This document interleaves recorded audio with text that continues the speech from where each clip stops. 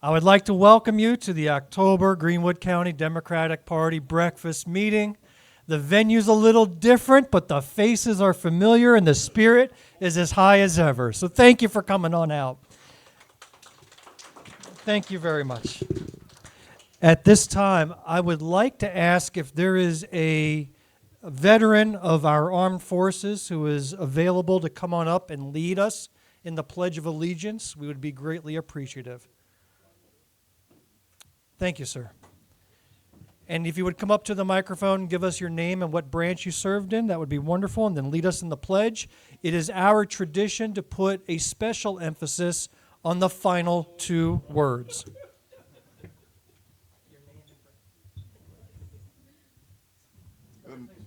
Good morning. I'm Kenneth Reynolds, a 20-year U.S. Navy veteran.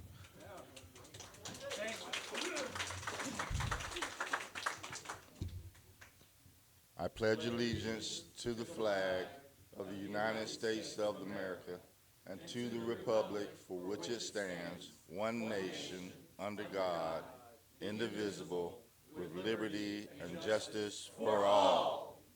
Thank you very much.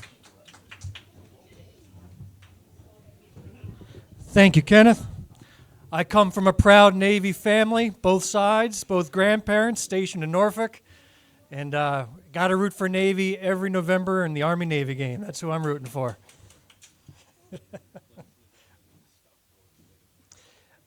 If we can also have a moment of silence, and it's a moment of silence in which we can remember or pray and also offer some gratitude. Of course, I think we know what's first and foremost in everybody's minds. With the hurricane a week ago, with over 220 lost souls and dozens in South Carolina alone due to this hurricane, including one here in Greenwood County. And then there were two firefighters in Saluda on the first day rushing to an emergency that was hit by a falling tree, and one of those firefighters was only 18 years old. So if we could keep them in our thoughts and raise some prayers for them and their families. Many of those who are still without power, without transportation, without running water. Some of you who are here today anyway, God bless you. But then also gratitude for those who did work those long shifts to bring us back to some sense of normalcy, for those who volunteered, whether you're part of a formal group or not, you just came out of your house to help a neighbor in need. Let's lift up some gratitude for those individuals as well. So a moment of silence, please.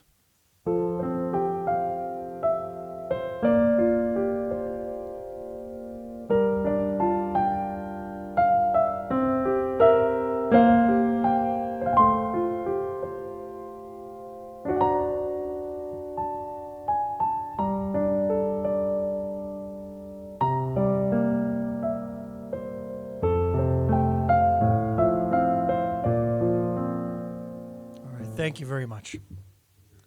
I want to start off with just a message of enormous gratitude to Reverend Quincy Baylor and the Tabernacle Baptist Church and all the volunteers. If you hadn't heard, the reason why we're not at Morris Chapel, just a show of hands, did anybody go there first, by the way, just out of habit? Good. And I want to thank Cynthia for the idea to put a sign there to direct you here. But they experienced some flooding and some roof damage. The roof caved in a little bit over the stage area, which is where I normally stand. So we wish them well in their recovery, and we thank Tabernacle Baptist for loaning us this space. It looks like it's working out very well for us today. And they came and they helped set up tables yesterday. They helped serve some of the food. We're just grateful to the volunteers to help make this possible. So thank you. We're looking for volunteer as well as ideas on what to do with the leftover food. We do not want to take that back with us. So if you know of a place that could use it, if you know of a station somewhere where they're serving meals, or a lineman who could use a meal or anything, I'm up for any ideas, but somebody to kind of coordinate that, take the food with them, and deliver it after the breakfast meeting, that would be wonderful. So think on that. I think we also need to talk about the elephant in the room, namely the green elephant in the room. People are asking, what happened? Well, you see, I've been out campaigning. And I was doing some door knocking, and, there was a guy in a red hat, had some words.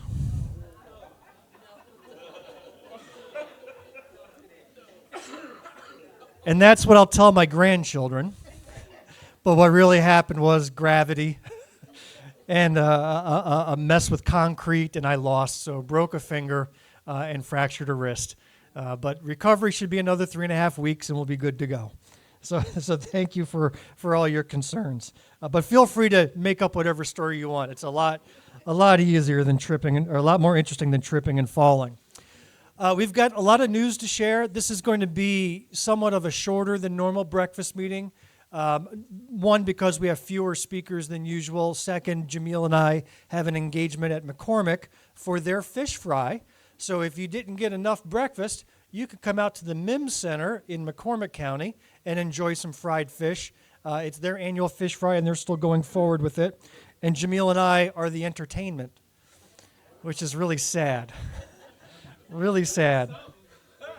We are recording our final episode of Black, White, and Blue in the South live in front of a studio audience. So it'll be at the McCormick County Fish Fry. So if you want to come on out, come on out. A couple of pieces of news that are interesting. Did you see the notice that the voter registration deadline has been extended?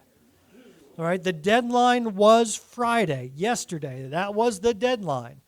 The South Carolina Democratic Party, all right, you want to know what does this party do?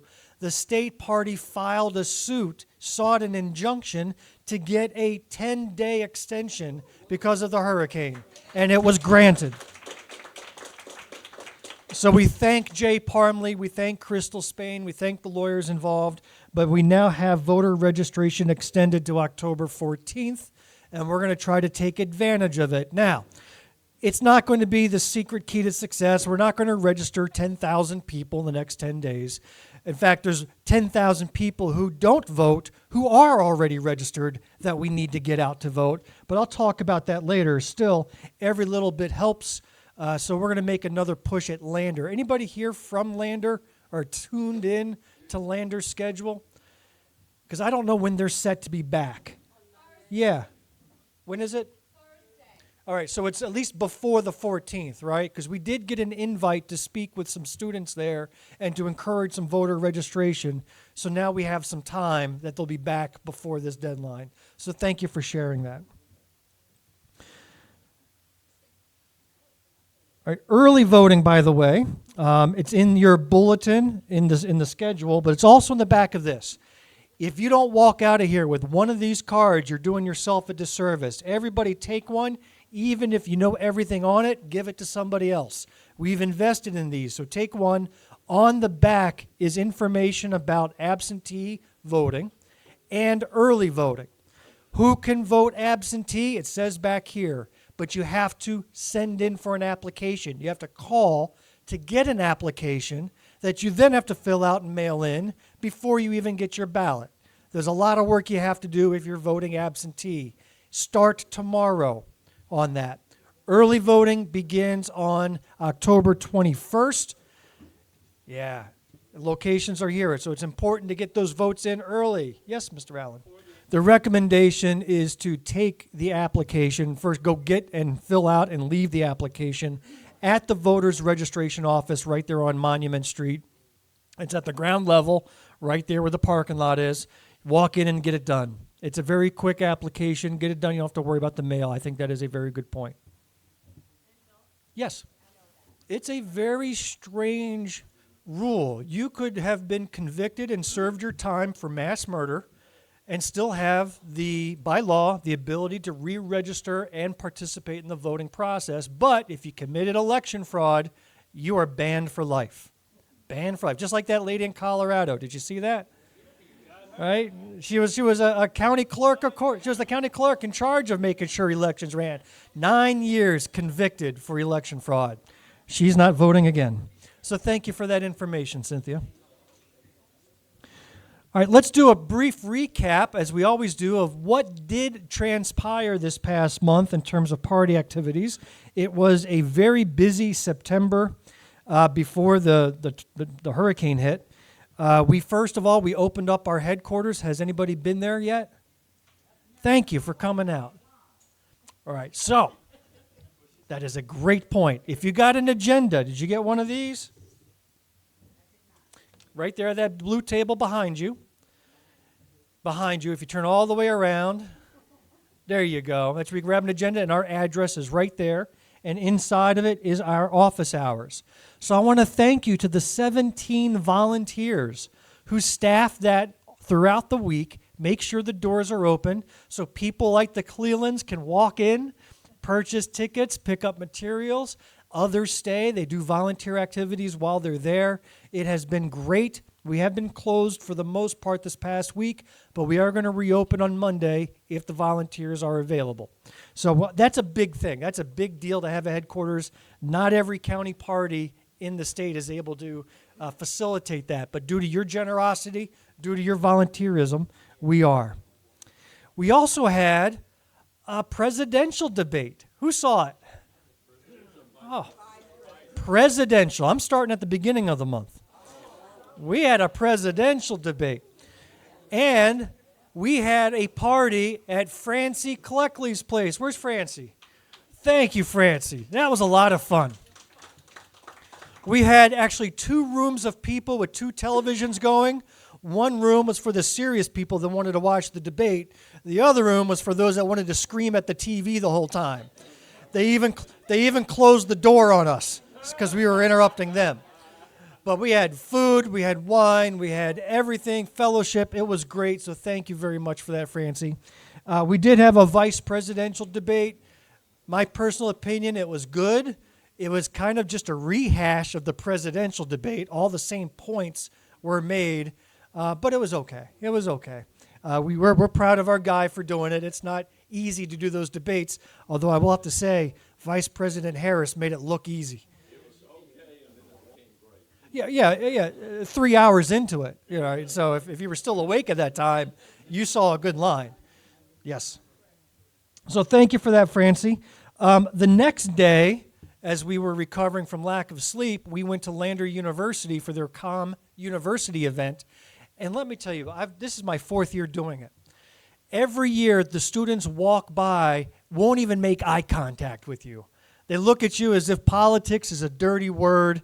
Maybe you get 1 or 2 people registered to vote. Maybe you get 5 or 6 people grabbing stuff, but at least you made a presence. Let me tell you, this year, it was another world altogether. Another world. We registered 20 students, more than all the years combined. We handed out 150 pamphlets to students that got into their hands. We were engaged. They were engaged. There was an excitement like I had never seen before. And Jamil and Francie and some volunteers were there, and it was a great experience. I was very happy that we did it. And still, it was almost as good as the Piedmont Tech event 2 weeks before, where we registered 27 individuals. So we did a good job with the college students this year. And then also this month, we held a formal ribbon cutting ceremony at Francie's office, which is not too far from here. It's over on Grace Street. And she invested in a home right here in the heart of Greenwood. She's opened up shop, a great ribbon cutting, lots of press, lots of speakers, lots of rain, and it was a fun morning. So thank you, Francie, for making that presence here in Greenwood. So what's coming up? Just a few items. First, as I mentioned already, the McCormick Fish Fry, I'm going to plug them again. After this, they're going to be open till, about 2 o'clock, Jamil? 11 to 2. So Mims Center, you can Google that, over in McCormick for their fish fry and the final taping of Black, White, and Blue in the South. Let's look at the agenda calendar for other items, if you would. So if you would open up your agenda, let's look on the back where it says upcoming schedule. So it's on the back. We have a Carnell Drummond Mays Planning Committee meeting set on Monday, that should say 5:30 p.m. I forgot we meet at 5:30. So 5:30 p.m. is our planning meeting, and that's over at the headquarters building, 2nd floor. The Latin Festival, we were supposed to have had that but it got canceled because it was the Saturday after the hurricane, and there really wasn't much going on except recovering. So it has been rescheduled for Saturday, October 12th, a week from today. Yes, I did my math. And it's been moved to the Piedmont Technical College. It will be an outdoor event, so we'll have tables and chairs and a tent set up, but that is where you will find us. And if you wish to come on by and sit with us for an hour or two, let me know. We'll put you on the schedule. But we are there to engage with the community, and I'm expecting a pretty festive turnout. We have an executive committee meeting. Now, I want to talk about this. It says Thursday, October 17th. Normally, executive committee members, we meet on the second Thursday of the month, which would have been next Thursday. I'm trying to see if my math is right, which would have been this upcoming Thursday. However, both Francie and I have been invited to speak at a military officers banquet. So I have not had a chance to put this out. I just kind of realized this last night. I'm proposing that we move our executive meeting to the 17th. If you want to continue and have it next week on the 10th, or this upcoming week on the 10th, you can do so without me, as long as we have a quorum, and we'll go to whoever's next in seniority to run it. So we'll take that conversation offline, but I wanted to put that out there for the executive committee. Early voting begins on the 21st. We're going to have a social gathering over at Good Times Brewery on the 22nd called Let's Have a Dem Good Time, where you can have some food, some beer, sit and talk with other Democrats. It's been a lot of fun. Carnell Drummond Mays Banquet on the 24th, and we'll have our co-chair speak on that in a minute. Our next breakfast meeting is tentatively scheduled for Saturday, November 2nd. Tentatively, it might be here. I think I got a yes yesterday, but we need to play it by ear and see what's going on. So keep that on your calendar for now, and then stay tuned to our email newsletter and social media. Early voting ends that Saturday, November 2nd, and then it's the day we're all waiting for, Election Day, November 5th. I'm not hearing fired up when I said Election Day. I heard groans. I want to hear fired up. Because, ladies and gentlemen, we are going to have the first female president in the history of the United States by the time that day is done. So if you're not fired up for that, I don't know what's going to fire you all up. It can't get here soon enough, in my opinion. Okay, I'm sorry. I'm a little fired up. Calm down. Shake it off. Okay, let me call your attention before I move on to the next items. Two things. We have lots of materials at the tables. Please make sure you go and grab, if not for yourself, for somebody you know and a neighbor. Community activities are kind of fuzzy and up in the air for October at the moment. Now, the Latin Festival would count as a community event. We also have had road cleanup scheduled for October, Cokesbury Street, but we're not sure that it's safe to be doing that just yet. So we're going to kind of keep that in the air, be on the lookout. Carl, anything you want to say on that? So it may be in November. You know, it's still warm enough and nice enough to be cleaning up in November. So keep an ear out for that. Yes, sir. Yes, James. All right. So for the record, October 18th is the NAACP banquet. It's your first one, am I not? Okay, so first time in over a decade. So glad to see that it's relaunched, and it will be at the Lamb Center. If people want to get tickets, are they still available? They are. So just raise your hand in the air, and James will get your name and info and try to get you a ticket. I will be there, by the way, so that's good. All right. We got to support the NAACP. 6 p.m.? 6 o'clock. 6 to 6:30. It's going to be a quick dinner.